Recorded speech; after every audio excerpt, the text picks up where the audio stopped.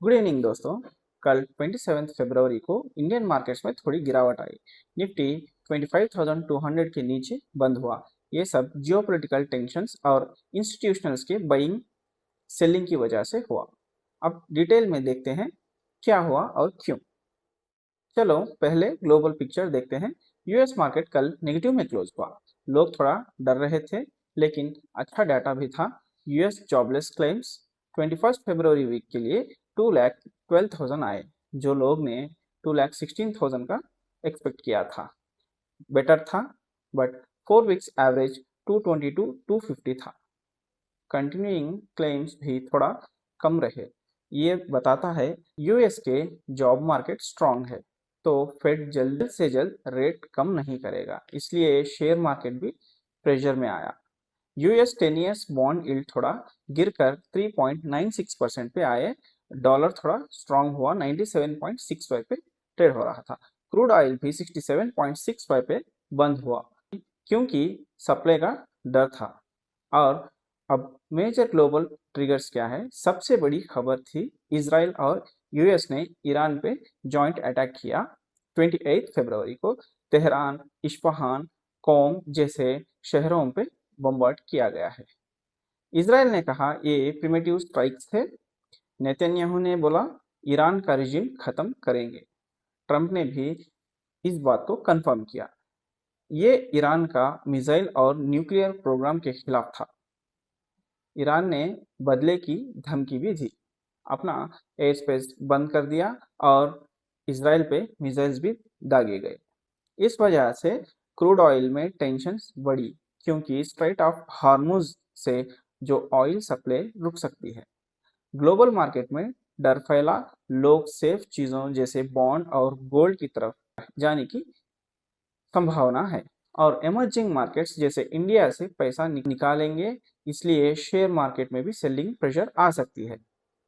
Sectoral impact भी critical है। Oil dependent sectors जैसे एविएशन, लॉजिस्टिक्स, पेंट्स, ऑटोमोबाइल्स और oil marketing companies OMCs margin headwind face करेंगे higher input cost से।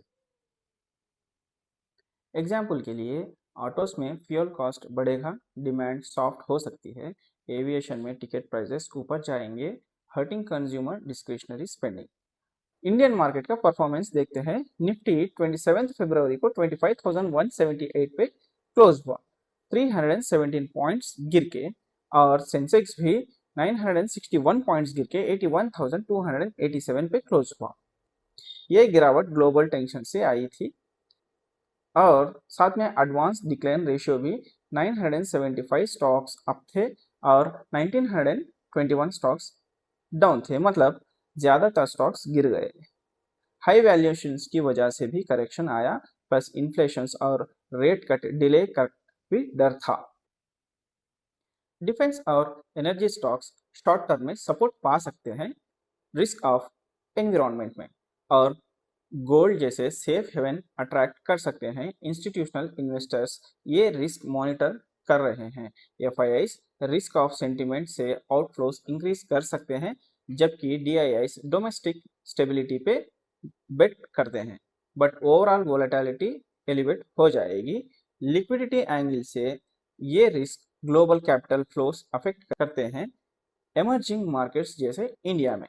Higher oil prices dollar को strengthen करते हैं, जैसे अब डॉलर इंडेक्स 97.65 पे है, लीडिंग टू करेंसी डिप्रिसिएशन और इंपोर्टेड इन्फ्लेशन।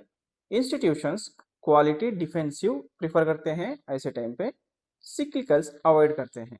अगर हिस्टोरिकल कॉन्टेक्स्ट देखें, पास्ट कॉन्फ्लिक्ट्स जैसे इरानियन रेवोल्यूशन में प्राइसेस डबल हुए, ग्लोबल रिसेशन ट्रिगर हुआ था। अब मार्केट का असेसमेंट है कि ये शॉर्ट टर्म एक्शन है या प्रोलॉन्ग्ड कॉन्फ्लिक्ट। अगर डी एस्केलेशन होता तो प्राइसेस पुल बैक कर सकते हैं, बट एस्केलेशन में 70 टू 78 डॉलर्स रेंज से ऊपर स्पाइक पॉसिबल है। ओवरऑल क्रूड ऑयल रिस्क अभी एलिवेटेड है जियोपॉलिटिकल टेंशन से, बट इंडियन इकोनॉमी रेजिलियंट है स्ट्रॉन्ग डोमेस्टिक पार्टिसिपेशन से। इन्वेस्टर्स को एडवाइस है क्रूड प्राइसेस को क्लोजली मॉनिटर करो, ट्रैक करो, डाइवर्सिफाइड पोर्टफोलियो रखिए और लॉन्ग टर्म फंडामेंटल्स पे फोकस करें। चलो देखते हैं सेक्टोरल रोटेशन। सेक्टर में भी फर्क दिखा। रिटेल और सॉफ्टवेयर आईटी सेक्टर अच्छे रहे। लोग कंज्यूमर स्पेंडिंग पे भरोसा रखा। आईटी को डॉलर स्ट्रांग होने से फायदा मिला। टेलीकॉम और ऑटो स्टॉक्स वीक रहे। टेलीकॉम में कंपटीशन और रूल्स के प्रेशर्स थे। ऑटो में क्रूड बढ़ने से पेट्रोल डीजल कॉस्टली हुआ। सप्लाई चेन महंगा हुआ। डिमांड भी थोड़ी कम दिखी। ये ये दिख रहा है कि इंस्टीट्यूशनल्स अब सेफ और स्ट्रॉन्ग सेक्टर्स पसंद कर रहे हैं, रिस्की सेक्टर से दूर रह रहे हैं। चलो अब एफआईआईस और डीआईएस की एक्टिविटी देखते हैं। एफआईआईस ने 7,536 करोड़ सेल किया। ग्लोबल सिनारियोस का डर और डॉलर स्ट्रांग होने से पैसा निकाल रहे थे। डीआईएस ने 12,273 करोड़ बाई करे एफआईआईस के अगेंस्ट। उन्होंने गिरावट को संभाला। ये बताता है कि डोमेस्टिक इन्वेस्टर्स इंडिया पे भरोसा रख रहे हैं। एफआईआईस ग्लोबल खबर से ज्यादा डर रहे हैं। इंडिया विक्स 13.7 पे है। वोलेटिलिटी अभी कम है, लेकिन अगर टेंशन्स बढ़े तो बढ़ भी सकता है। टेक्निकली रेजिस्टेंस 25,240 पे और सपोर्ट 24,800 पे। अभी मार्केट कंसोलिडेशन में है, लेकिन थोड़ा बेरिश फील है। चलो कल का आउटलुक देखते हैं। कल 3 पॉसिबिलिटीज हो सकते हैं। पहला पॉसिबिलिटी है बुलिश। अगर निफ्टी 25,240 के ऊपर जाता है स्पॉट प्राइस और ग्लोबल खबर अच्छी आती है या टेंशन कम होता है तो 25,500 तक जा सकता है। दूसरा सिनारियो है बेरिश सिनारियो। अगर 24,800 टूट जाता है, एफआईआई सेलिंग बढ़ा और क्रूड भी बहुत ऊपर गया तो 24,500 तक गिर सकता है। और तीसरा सिनारियो है न्यूट्रल सिनारियो। 24,800 से 25,240 के बीच ही रहेगा। आईटी और फार्मा में चांस मिलेगा, लेकिन क्रूड प्राइस को बहुत ध्यान से देखना पड़ेगा। चलो आज के लिए इतना ही। कल नए अपडेट से मिलते हैं। Thank you for watching.